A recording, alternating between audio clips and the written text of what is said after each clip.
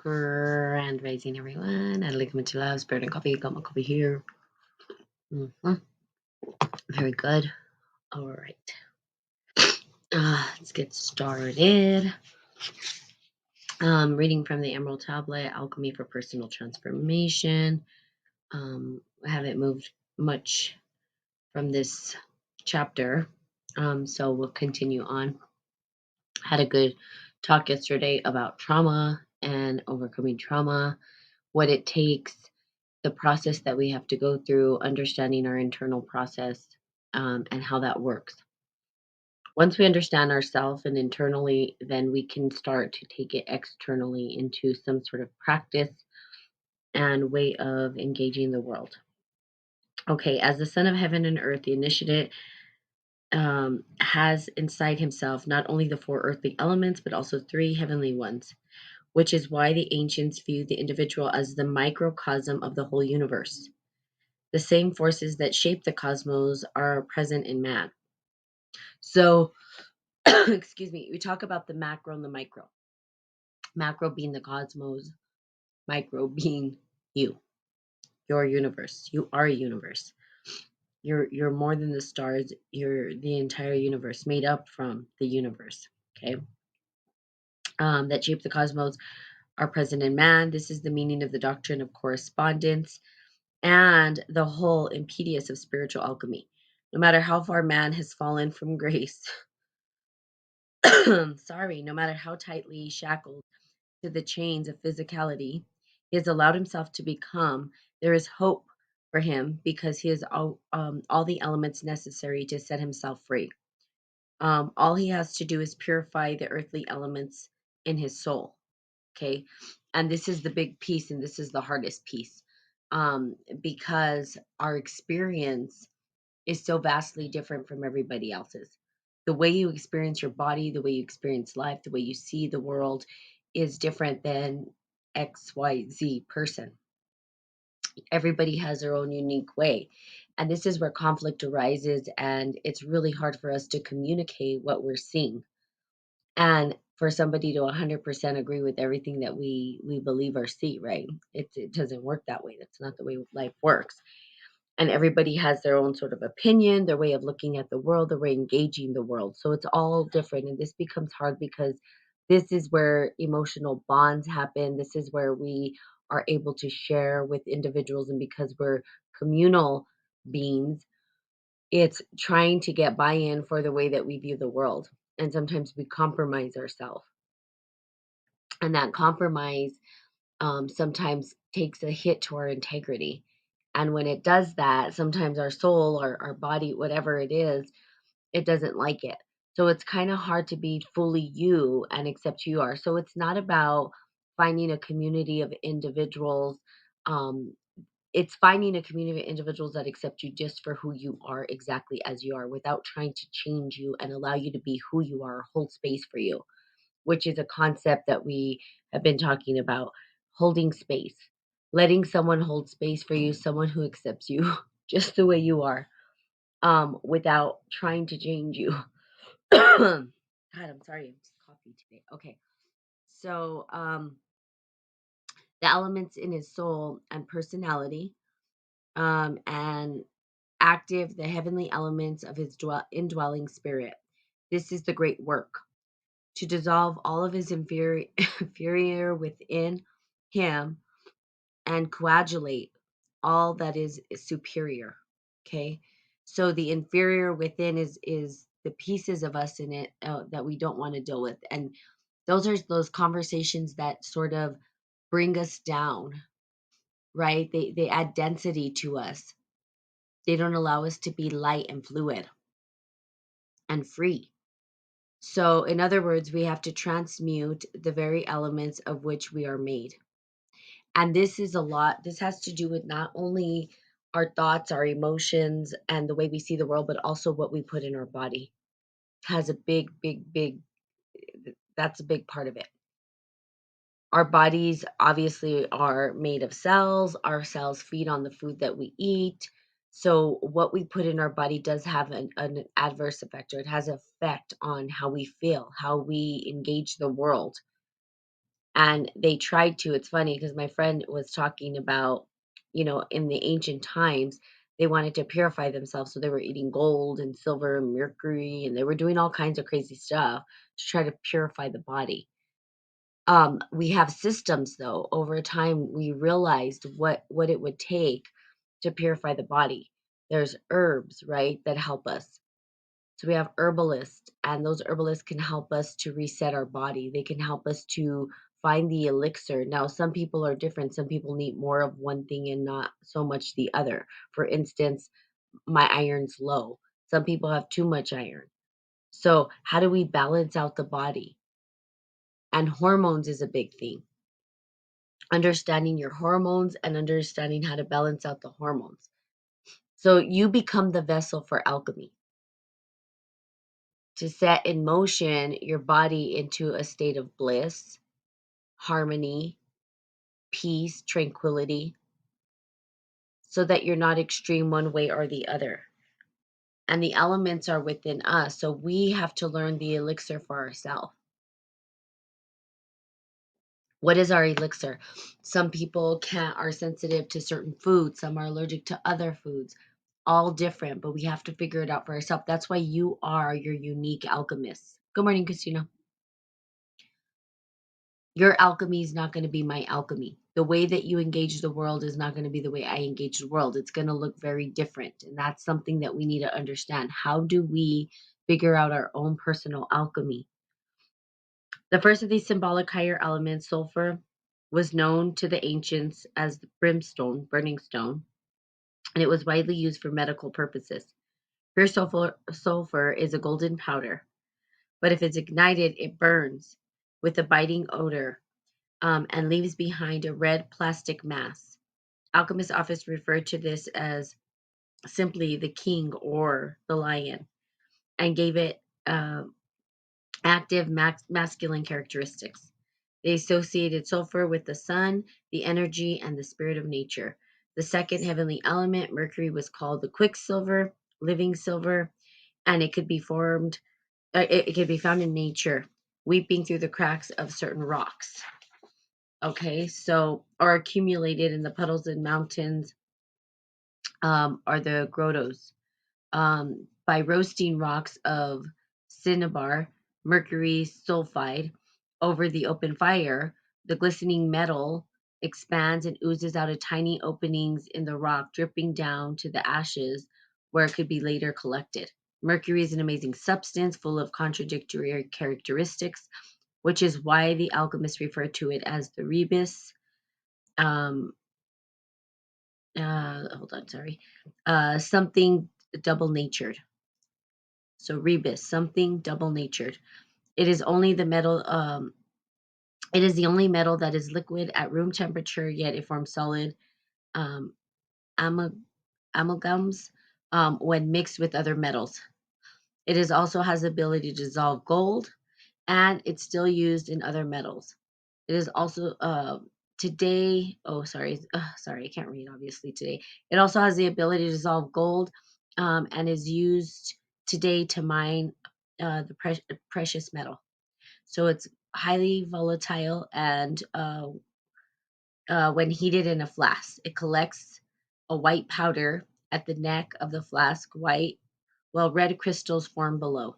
Okay, the white powder is one of the deadliest poisons known and has claimed the lives of many unsuspecting alchemists. So, may I ask you what you're reading from? Yes, yes, yes, yes. So, the book is The Emerald Tablet Alchemy for Personal Transformation, Dennis William Hawk. It is a pretty awesome book. I like it because it is talks about personal transformation rather than chemistry or how to conjure spells and all this crap, right? It's talking about you personally. You are the vessel for personal transformation, and so it teaches you or gives you some insight as to how we can take what we see as external and apply it internally to ourselves. So, a really great book.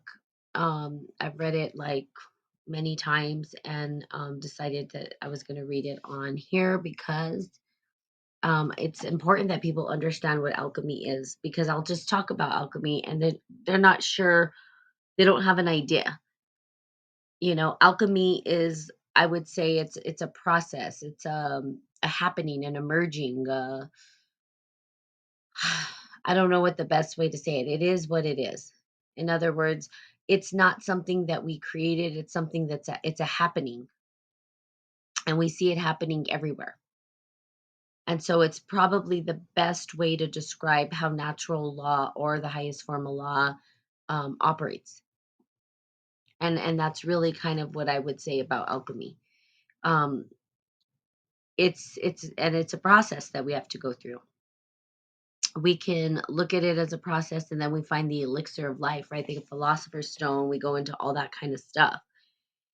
People looking for the holy grail, they're looking for all these things that seem magical and mystical, and the reality is you're the magic, you're the mystic, you're the magician, it's you. It's not this outside thing. You are the energy potential. It's quite amazing when we think about how many evolutions. So it cosmology and consciousness, right? This is a course I'm taking this quarter. Pretty interesting. Talks about the beginning of time, right? Or what they believe to be the beginning of time. And how things sort of operate scientifically in the world. Now, that's one piece of it, was the scientific understanding. Like, how do we describe what we see? And what they think is that there's been four star evolutions. And because matter broke down into chaos and a new thing was born, now we have what we call Earth, right? And I would say this is the fourth cycle. Now, when we look at it and we think about ourselves, we are stardust in motion. We are created from the stars, right? All of the elements that live within us. Do you believe you can do this through purification of the spirit and clearing off the thoughts? This is how I'm approving this process. Great results. Um, hey, Larock, do you believe you can do this through purification of the spirit and cleaning off the thoughts? Tell me what you mean by cleaning off the thoughts. I don't know what you mean by that. Purification of the soul. I would say that the soul or the spirit are purified already. I don't know if it's purification. It's more a purification of the body and the mind. And then the spirit comes in and can do its thing. So the spirit and the soul, I would say, now there's a distinction, and we can go into distinctions between spirit and soul, because some say it's the feminine, the masculine. But for my sake, my purposes, I would say spirit is just pure, right? It's pure. So we're not purifying soul. What we're purifying is body, material.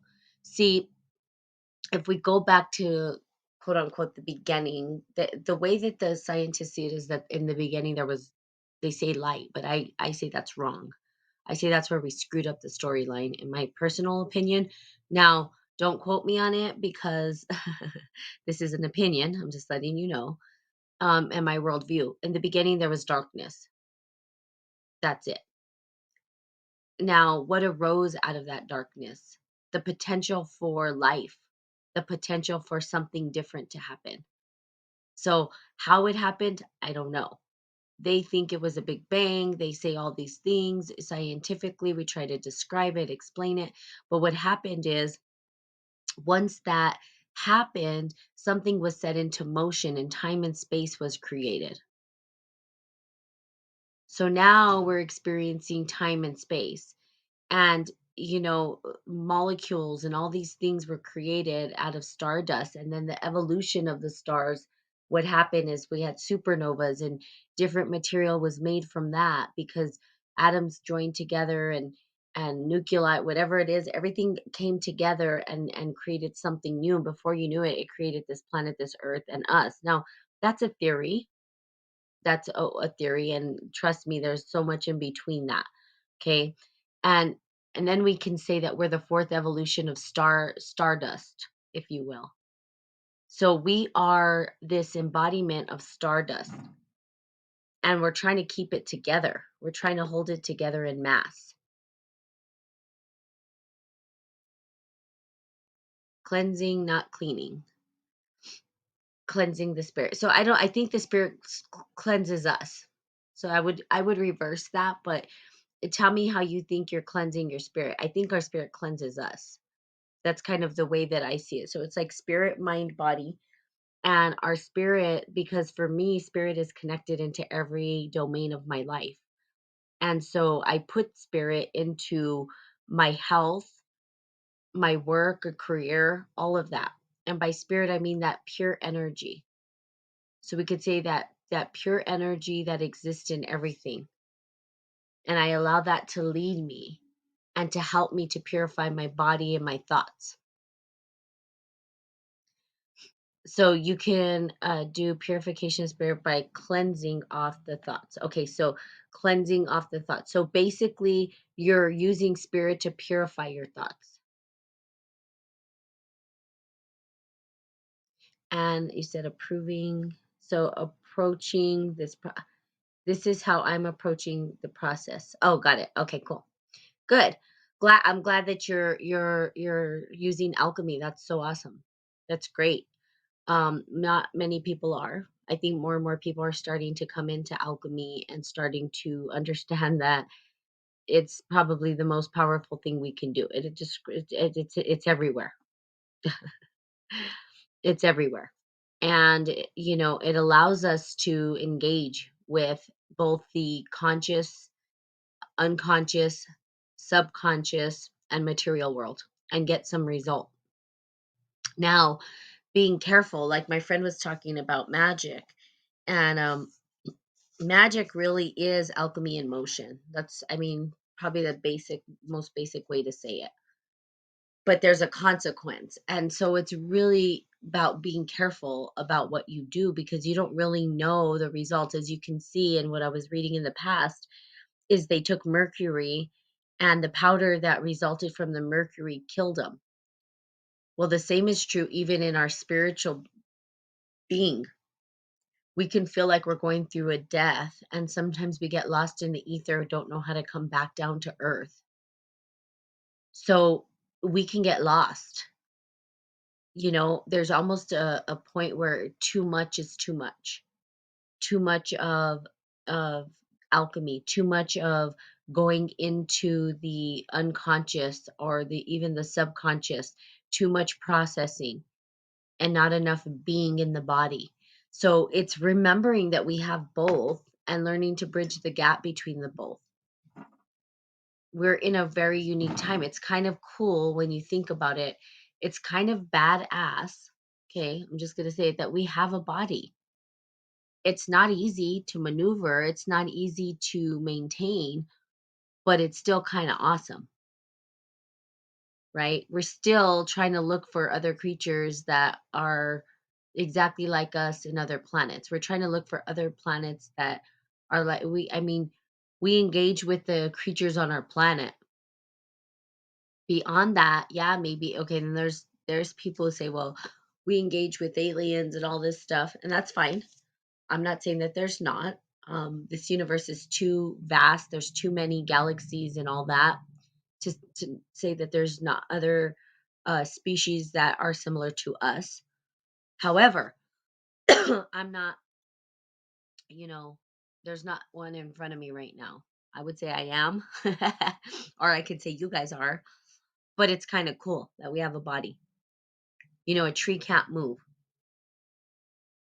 Now, one thing that I've been thinking about too, which is really kind of crazy, because when we look at alchemy and we look at the stars and we look at human beings and we look at the planets and we look at, um, all of that stuff, um, what's really interesting is that we are I can't say that we're any smarter than we were before. I know we want to believe we're intelligent beings and all this, but when we look at the evolution and what's happened, and I didn't even know this until recently, that the earth itself, the species that lived here before us, right, were putting off this gas or emitting this gas, and the gas was oxygen. oxygen was actually toxic, and they were emitting the gas or creating a waste that was actually toxic to the species that used to embody the planet. So they had to learn to metabolize it. They had to learn to metabolize oxygen. And guess what? We're the result of that. We're the result of that metabolism. We can metabolize oxygen. We need oxygen. Whereas very toxic to other creatures. And at one point, it nearly made the first species on the planet go extinct. They didn't know how to metabolize it. Then they learned how to metabolize the oxygen. Okay. Now, here's the deal. We are at that same critical point. So here's another way to look at why I think our species not so intelligent. We're emitting gas that's killing us, like nuclear radiation. If we were to continue to do nuclear radiation and create these off gassing, go where there's nuclear radiation and see if you're going to survive. You won't be able to metabolize it. Metabolism is the most important thing for us. It's the most critical thing for our body, and it's the best way to purify the body and the soul.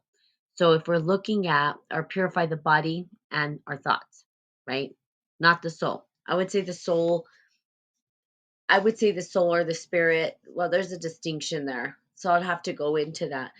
One is being purified, one in motion, one there. So when we look at it, we're metabolizing something in the body. Now, in order for us to be great alchemists, right, we'd have to understand how to use our body as a vessel and find the elixir for ourselves. So how do we metabolize the chemicals that are coming into our body, right? Metabolism, how do we use and transform what we put in our body into energy that we can use? You see, maybe we could fly, maybe we could elevate, maybe we could do all these things, but we don't know because we're so dense right now and we're trying to metabolize all of the toxins that are coming through us. If we continue on the path that we are continuing, we will go extinct. It's not if, it's when. If we continue to put off these gases, this is nothing new. The species before us did the same exact thing. So that radiation, then what? The radiation, maybe the result of that radiation is a new species with 5 eyes and 10 arms. Have you seen what radiation does to people? Deforms them in a different way because the body's trying to figure out how to metabolize that energy potential. And it can't, it doesn't know how. So we are part of the alchemy that started from the beginning of time. The process lives within us and we live in it. So it's understanding how to utilize it, right? And this takes it a step further because we become the vessel for the alchemy. We become the magic. We are the magic. But we're also not using our magic wisely at all. What we're doing, we're not, for being so intelligent. I just wrote a paper like, for being so intelligent, we're not really that intelligent. We're killing ourselves, basically. We are. And we have no one to blame. It's us as a human race. We're all a part of that. Now, why? Because there's so many humans on this planet right now. It's at an ultimate high. And so we're putting off the gas that's going to kill us. Right, wrong, good, or bad? No, it just is. And this is a fact. These are facts. The facts are, in ancient times, there's been extinction of several species over and over again. That's the way it works, right? And somehow we think we're above all that. Yeah, way too many sinners. Yeah, and we think we're above it. That's the problem. We think we're above it. And it's kind of funny because we'll go into symbology, right? And the symbology that we see is anything really solid? Not really. No, it's atoms. The mind can manipulate matter. See, there's the problem. Manipulate matter. I don't manipulate. We don't manipulate. So we need all. this really. Yeah, now if you want to use the word manipulate, I'd be very careful because manipulation is sorcery, and that's fine if you're a sorcerer. I don't dive in sorcery. I don't try to manipulate matter. I work with matter.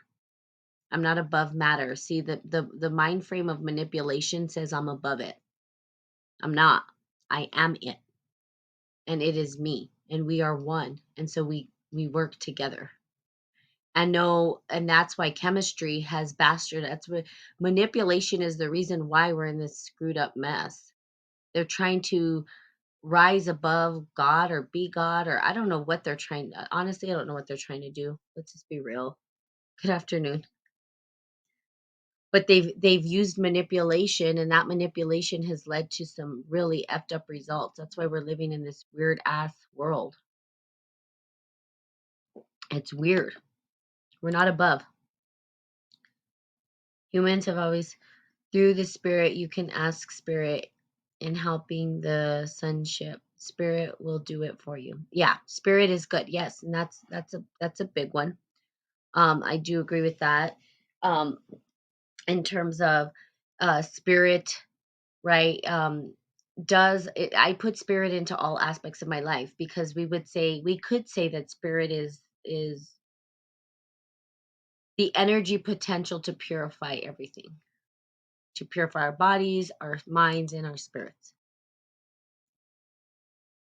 I don't do alchemy at all. Okay, but you are alchemy. That's the point, right? It's like you are alchemy. Even if you don't do alchemy, that's the point, is that we are alchemy in motion. You are an unfolding of an alchemic process that happened naturally and organically. Alchemy happens organically, naturally. And so as humans, we can view that and we can work with it. Working with it allows us to purify the body, allows us to live in harmony and tranquility without, like, I'm not trying. Here's a deal. Let's just do it very, I am spirit. Amen. Yes, you are. Okay, so let's just look at it from this perspective. Very simple. Not trying to conjure up the whole universes and all of these crazy elixirs and all this stuff, okay? Or even magic. Basically, you are magic, okay? Here's the deal. Your body, okay? Simple. Let's just look at that. You've been gifted a body.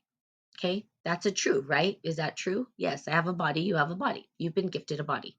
Now, how you use that body is up to you. Now, there's going to be suffering and accidents that happen, correct? So you could stub your toe on the bed or take off a whole nail, and that shit's going to hurt. And maybe you didn't fully create that experience, but it's there and there's suffering there. And so you have to learn how to find your way back to harmony, right? Because you don't want to live in the pain. But here's the deal. Humans are not even taking care of the vessel that they've been given, with the food that they put in their body, with the exercise and all that.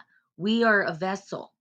And in order for us to experience this beautiful world through the vision, through our sensations and all that, and live a good, healthy life, it's about what we put in our body. So you are an alchemist in a way, because every time you put something in your body, there's a result, there's a chemical reaction. You're putting into the vessel something.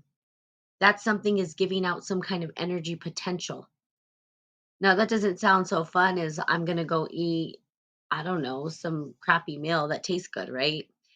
But there's a result and a consequence, and the body knows it.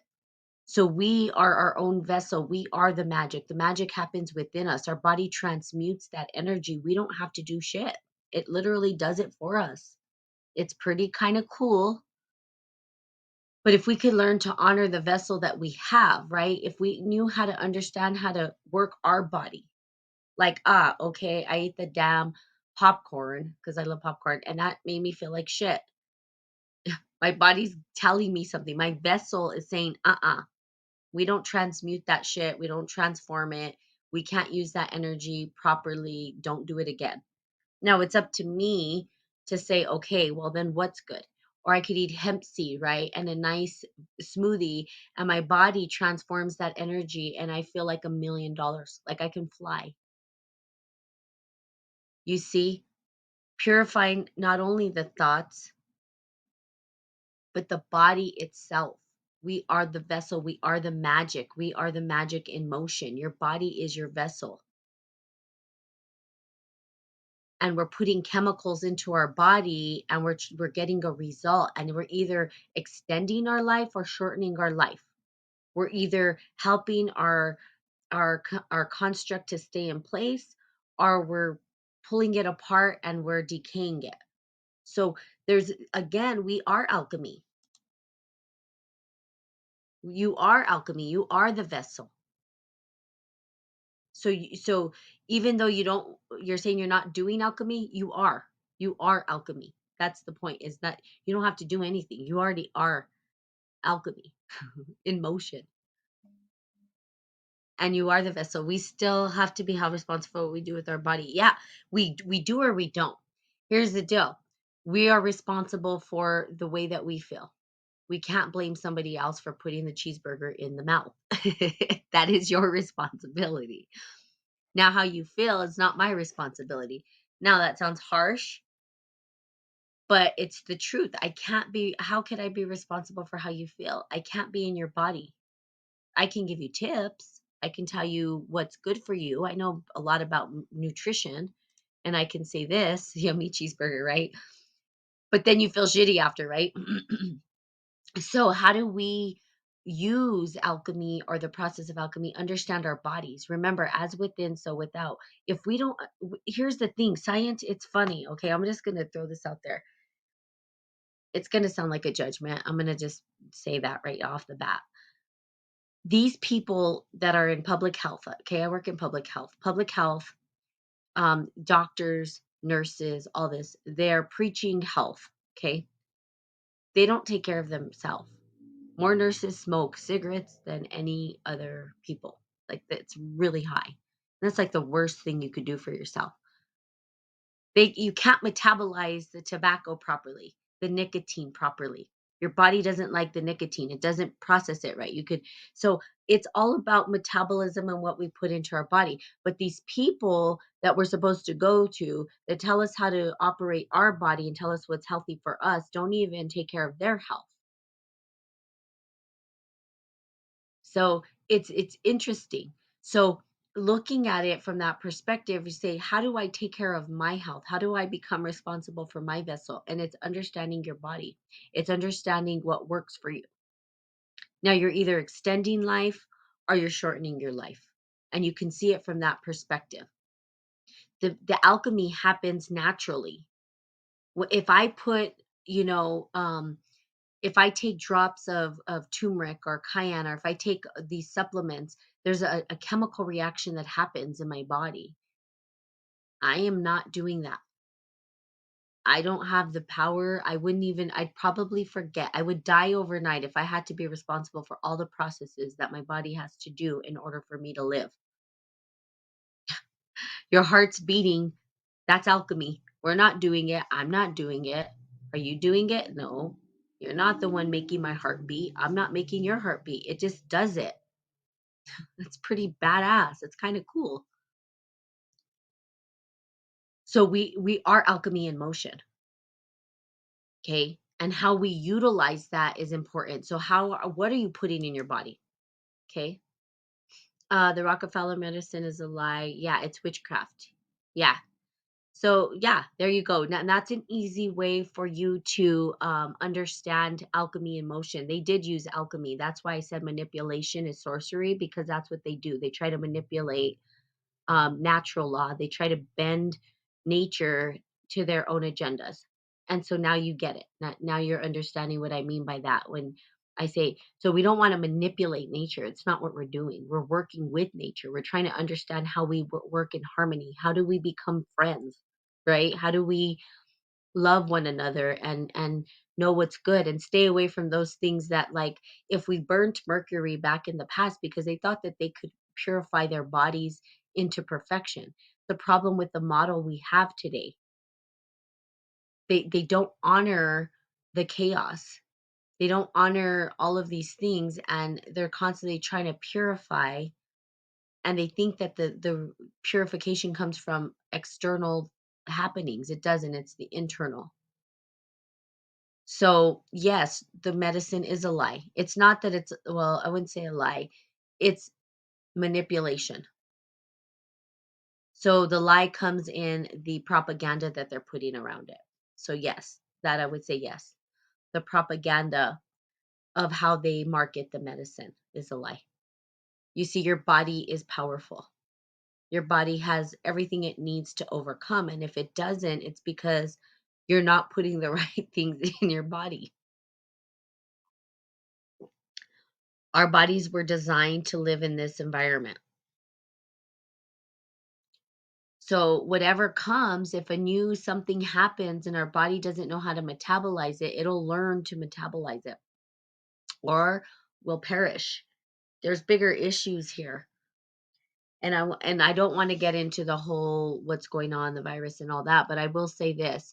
Our bodies know how to overcome these simple viruses, what our bodies can't overcome and could be the death of all humanity is radiation.